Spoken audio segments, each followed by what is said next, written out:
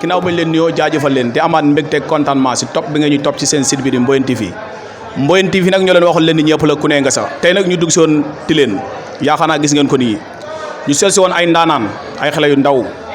ay xale yu gëm seen bopp nekk Bawol dëgmal bés bu rëy nag 15 juillet tombeek buñ tëbaskee boo am doomi fan kon mbokk yéen a ko gisandoo ñu teg nag ay combat yu doy waar ay combat yu bëri coow depuis combat yi ba mu taxawee ba léegi coow li bëri muy diggante kan rëg-rëg bu guy njóogu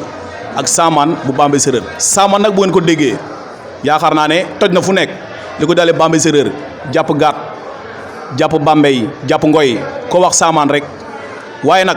xale bi nga xamante ni mooy rëg-rëg bu guy njóogu moom itam bu jógee guy njóogu Sarr Mboyeen Njaakaan ñëpp daal di topp si ginnaawam combat bi nag promoteur bi lañ toogal nii dinañ ko laaj nan la def ba taxawal combat bi ndax combat bi ñu bëri bëggoon nañ ko coow li bëri woon promoteur yi ko bëggoon bëri woon ñoom nag ñu nekk ay xale yu ndaw macha allah ñëw taxawal combat bi dinañ dugg itam combat spécial bi mu diggante kan dumbul bu Bambey ak dogal bu ngoy combat bu rek doy na gannaaw combat parce que combat bu bëri na coow ñu bëri newoon nañ du taxaw ngeen ñëw taxawal ko kon lu ñu def lu dañ lay bàyyi rek nga nuyu ñi lay seetaan ziar. ginnaaw bi ñu sant yàlla julli ci yonent bi ñuy nuyu ñëpp di nuyu ñuy seetaan rawatina ngoy biñ teg ak li ko weer xam nga ñuy ziar ñëpp daal waaw di ñaanal ñëpp jaam waaw. waaw ginnaaw bañ la nuyoo bëgg nañoo xam kañ nga dugg si làmb.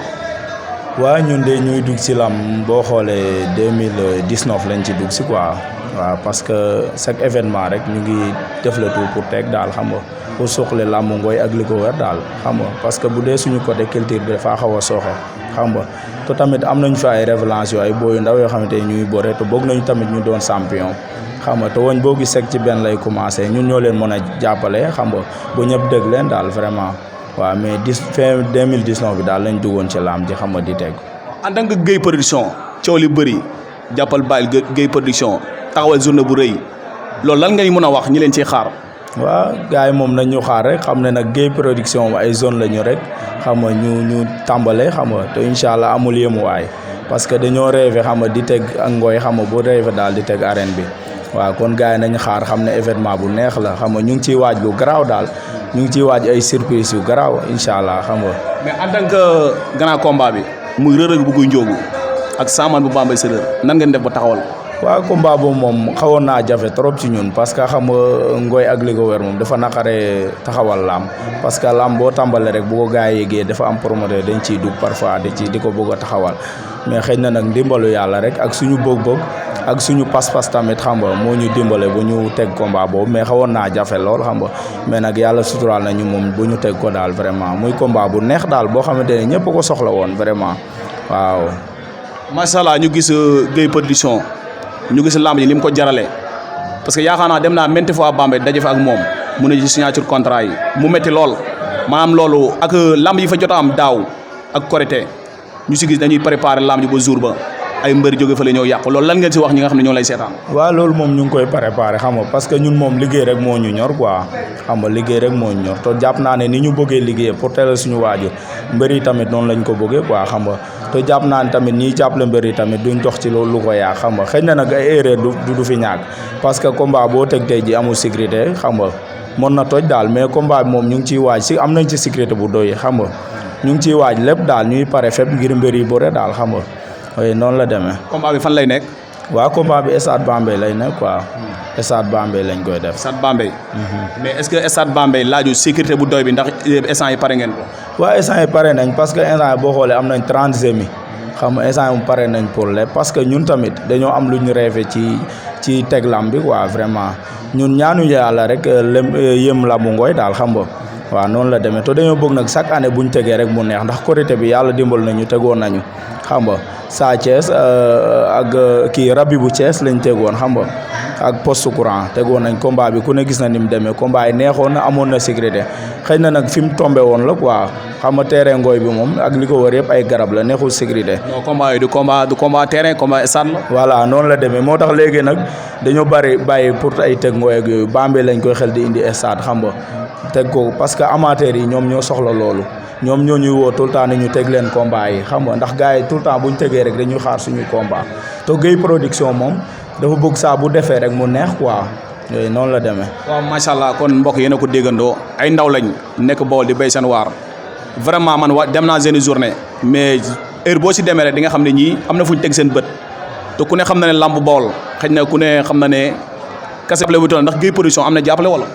waaw Gueye Production moom xëy na jàppale bi xëy na yàlla moom mu ngi ñuy suturaa rek parce que ñun moom xëy na nit moom mbir boo ci duggee mënoo tëb ñu jàppale la quoi xëy na yow yaay fos jom rek xam nga ñu fekk la ci quoi xam nga ndax nit moom balaa mu lay jàppale da lay fekk ci waar wi quoi xëy na nag dañu doog a tàmbale mais nag ñuy talal ñëpp loxo surtout autorité Ngoy yi quoi xam nga ak zone yi nga xamante ne ñoo fa nekk ak ñoom ñu leen di talal loxo quoi ñu jàppale ñu ci baax a baax ndax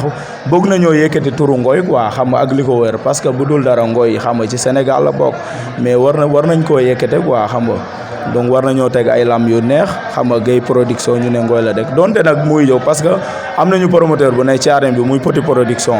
xam nga di suñu xarit suñu lépp quoi mais nag soxla nañ seen xalaat ñoom ñëpp daal vraiment ñu ngi ciy talal ñëpp loxo daal waaw. parce que tey yaakaar naa ne tey Gueye Production waxuma la Ngoy sax mais drapeau bool la yëkkati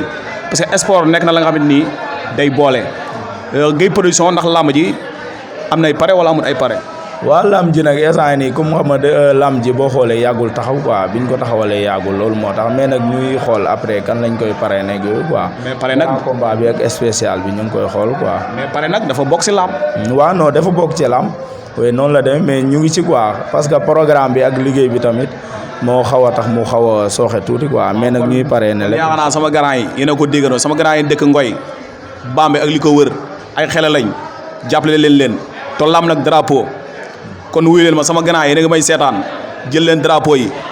len mën naa koo seere si ñoom seen lamb moom man mën naa koo seere boobu ba léegi fu ma dem dafa fay dajeek ñoom lamb moom bu amee sécurité am lépp parce que ñu bëri itam maanaam pari itam ñu bëri di ko daw loolu lay doon parce que woo ay nit xam nga ñu woo seen i xarit ñu ñëw lamb ji amul sécurité yooyu itam ñu bëri loolu moo tax ñuy daw waaye li ma leer man maa ko mën a seere seen i kayit moom lépp mot na parce que ñun duñ seeti promoteur bu amul ay kayit parce que ay promoteurs yu bëri dañoo taxawal li ñu woo mais lamb ju amul kayit amul dara du leen seeti boo gisee yéen yàgg ngeen ma koy wax man leen yéen dox leen lépp rek ba mot kon yàlla def na ñun daje nañ Bambey ngeen def lépp ba mot loolu moo waral suñu seet si tey kon sama gannaaw yi pare yaa ngi ñëw ay ndaw lañ nag jàppale leen ñu ngi si yoon dañoo fas yéene ñëw Dakar comme seen i morom ngeen éviter si lamb ji. waa invité nañ ñëpp daal xam nga Bawol xam nga parce que buñ nee Ngoy ne Bawol xam nga invité nañ ñëpp surtout nag waa Ngoy quoi parce que amuñ ñee ñu dul ñoom daal vraiment xam nga parce que ñoom tamit dañ ciy jàpp parce que Gueye Production dafa yaatu quoi te lépp ay jeunes Ngoy la rek ñoo ciy jàpp bu baax a baax parce que Gueye Production kese mënul dara mais dafa ëmb lu bari ay jeunes Ngoy ñooy ñëw di jàpp surtout mbër yi xam nga mbër yi sax bu ñu amul combat dañuy ñëw jàpp ci Gueye Production fu mel ni internet ak ñëpp daal bu ñu limee dañuy jum xam nga mais ñu ngi ciy waat gars yi yëpp daal. mais jaaxal man da nga seet boole ay combat yu doy waar ay booy yu bëri yu may dégg si biir yaa nga xamante ni ñoom rek boo leen tëggalee rek stade bi day fees. waaw loolu la rek parce que ñun moom lépp lu ñu def daal dañu bëgg di bégal amateurs yi te tamit Ngoy dañuy bëgg ak li ko wër dañu bëgg ñu sentir seen bopp ci lamb ji quoi moo tax ñu sacrifice yu. mais maa ngi si ginnaaw gaa naan Gueye Production waa ji koy taxawal ay combat parce que loolu noonu du équipe Gueye Production mënu koo taxawal parce que combat yi nga tëgg non vraiment moo des ci zone bi. waaw mais loolu la rek xam nga ñun moom à chaque fois dañuy jàppalante rek parce que jàppale nit ki du caagante ne xaalis la quoi nit ki di nga am sa xel sax ñëw jàppale ko xam nga loolu moo ëpp ay milliards daal xam nga ñu ngi ciy séntu ñëpp daal surtout grand yi xam nga ñu ngi leen di invité ci lamb ji daal di wax ne Ngoy daal affaire yi lépp daal ñoo ko moom xam nga parce que ñun Ngoy moo ñu ñor ak li ko wër daal xam nga kon ñu ngi ciy woo ñëpp daal waa di la wax nag sama gars yi xam nga man moom ndongo laa ci rek gars yi ñooy sama sëriñ waa Gueye Production ñoom tamit mënuñu cee ñàkk a sànni ay kaddu quoi mën naa leen a bàyyi ñu sànni ay kaddu amul problème. waaw bu ko defee ñu bàyyi Baye Fall bi ziar nañ. ñu ngi lay delloo ziar. ñu gis boobu léegi yaay wàcc oto yi di wàcc di xuloog emprunté yi ngir lépp rek bëgg lamb ji jëm kanam loolu maanaam lan ngay wax gars yi lay seetaan. gars yi xanaa ñu ñëw jàppale ma rek waaw ndax lam ji dañ nan si lu ne son nan si bépp son bu ne son nan ko vraiment métti na macha allah métti na trop. ñun daal ñu ngi woo ñëpp suñuy mbokk waa Ngoy waa Bambey ñëpp daal ku ñu jege daal nga ñëw jàppale na suñu bés boobu nga xam ne moom lañ am daj nañ si loo xam ne mosuñu koo daj si bés waa ngir bëgg amateurs yi kontaan ak képp koo xam ne jege nga rek nekk suñu mbokk kontaan. macha allah ñëw na dégg naa mag ñi naan lamb boo ko organisé boo sonnee avant lamb ji rek bu lamb ji passé di nga noppaleku mais boo noppaleku avant lamb ji bu lamb ji passé di nga sonn lan ngay wax ménagères yi ak mbër yi ak ñiy topp mbër yi. waaw ménagères yi maa ngi leen di lancer message ñoom daal ñoom ñëpp bés bi ñoo ko bokk ndax ñoom ñoo bokk bés bi macha allah lu ñu si mën a jàppale daal pour jàppale nu lu ñu mën a def pour jàppale nu nan ko def waaw ndax instant yi lamb métti na waaj combat am combat rek di waaj combat dafa métti susuma métti na si ñun métti na si ñoom waaw ñoom daal nun mën a def wax ak supporters yi waaw pour lam ji egg nan ko def waaw ndax lam ji moom nekkul nun kese waaw amateur yeeg ñëpp dañ see bokk waaw kon nag nun nu mën a jàppale pour lam ji egg nan ko def sunu waaw loolu la ñu ñaan. lan ngay wax waa Ngoy. waaw waa Ngoy moom maa ngi kontaan si ñoom vraiment waa ma fi yaa dawul xare sama dëkk Kër Ndiouga ñëpp maa ngi leen di nuyu di leen ziar bu baax jàppale nan ma bu baax booy lu ma am ñoom ñoo si njëkk a teg seen tànk ñëw jàppale ma wallaahi su ma xewlee ñoom liggéey bi yëpp lépp ñoom ñoo engagement yëpp ñoo koy jël war na yàlla kontaan naa si ñoom bu baax a baax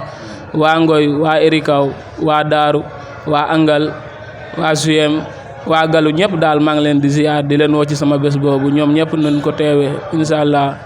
waaw tabaski ba 5e jour waaw ñëpp maa ngi leen di woo. macha allah mu mel ni dafa mel ni signature contrat yi dimanche lan programme bi nu muy demee. waaw signature contrat bi waa dimanche bi di ñëw la waa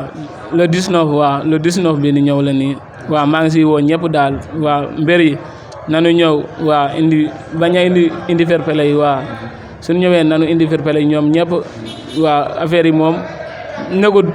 benn sunu ko ñi lan koy defee nekkul loo xam ne stade la nga xam ne nga indi say supporter ñu ñëw di roube yooyu waaw te fi Dakar la doo yàqee oto jàmbur wala nga yàq vétérinaire jàmbur place jàmbur loolu day indi ay daan si ñun. parce que olof Ndiaye ne cin bu naree neex su baxee dafay xeeñ lépp lu war a xew sa lamb ja rek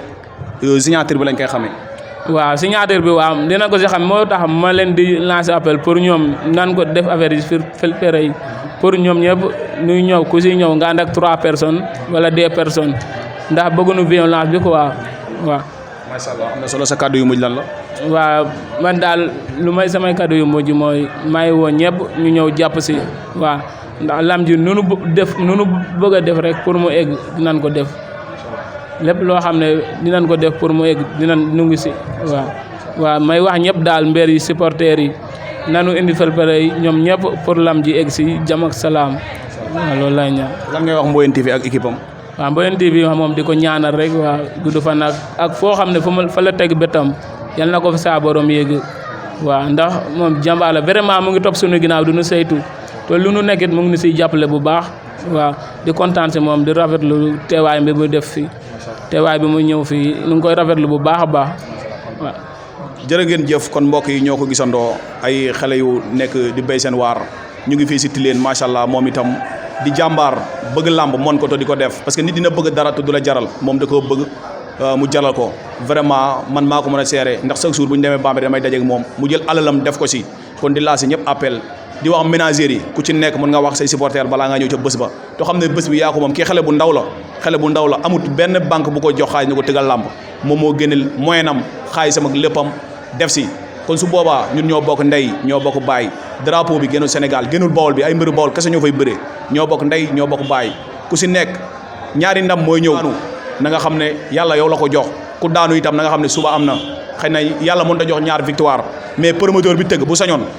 mbër yi fa ñëw yëpp ku ci ñibbi rek da ngay ñibbee victoire mais nag lam moo demee noonu ñaar ñooy bëree mais kenn mooy daan ñu leen di jaajëfal bu baax a baax nag di nuyu nag samay xarit ku ci mel ni Samba borom Diouf Couture ñu ngi koy nuyu bu baax a baax moom itam macha allah mu ngi dëkk bu ngàcc waaw di ñëw fii di béy waaram téer bu mën a ñëw moom itam maa ngi koy ziare Samba maa lay ziar bu baax a baax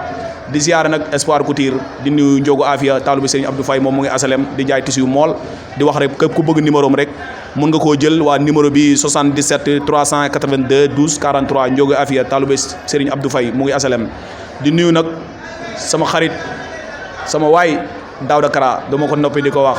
sama waay yow maa la bëgg sama bopp yow Daouda maa lay ziar di nuyu borom Xuta Mayra Couture maa lay ziar bu baax a baax moom itam macha allah mu ngi Mboyeen di béy waaram di nuyu Mboyeen base maa ngi koy nuyu bu baax a baax di nuyu équipe Mboyeen TV bi yëpp di nuyu sama grand Cheikh Sey depuis Kassor photographe maa ngi koy ziar bu baax a baax di bëgg ñëpp di leen jox rendez-vous rek ci beneen émission ak Lamb Baol jaaj